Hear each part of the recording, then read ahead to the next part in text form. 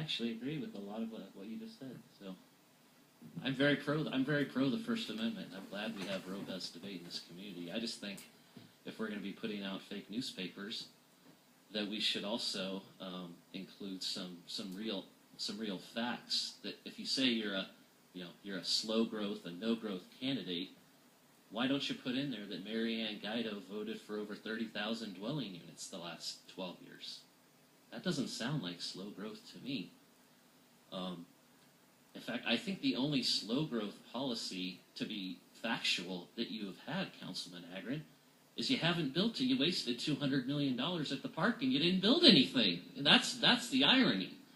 So we have this fake newspaper. I think it's fair, since we're putting out this newspaper that's not using all the facts, since you're saying you're pro-growth, that we actually read. I actually got a letter in the mail. I don't know if you can see that or not. It's an independent expenditure, but it actually quoted some articles, and I liked it. It said, "Here's some real news from some real newspapers. Great Park audit testimony. LA Times paints a picture of a runaway project. The audit is examining how Irvine spent more than $200 million on plans for the 1,300-acre park." And this is highlighted. "Once Larry Agran and his group took control of this thing, there were no budgets. Dick Sims said contracts were not properly put out to bid and instead were steered to the council members' associates, or FOLs, or friends of Larry. Consultants with close ties to Agran treated city staff members like their employees." And then, of course, we had they quoted another real newspaper, the Orange County Register.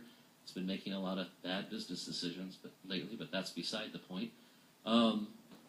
Their big headline was, "A Great Park squandered millions, execs testify." Led by outside consultants and a powerful political figure, Irvine's Great Park project squandered millions on a plan without a budget nor a basis in reality. So that's what they're talking about in the real newspaper. So just so everyone at home knows. And again, we're for the First Amendment, so we're going to have a lot of back and forth. Larry, Councilman Agran, and Mary Ann Guido and Melissa Fox are going to say that they don't want any more growth, or they want to slow things down. But again, if they were honest, they would put the record in their community, in their fake newspaper, of the real record of all their votes for growth. I think that's only fair. But anyways, I think this is a great discussion. Thank you, Councilmember Shea, for bringing it up, and thank you. Thank you. That's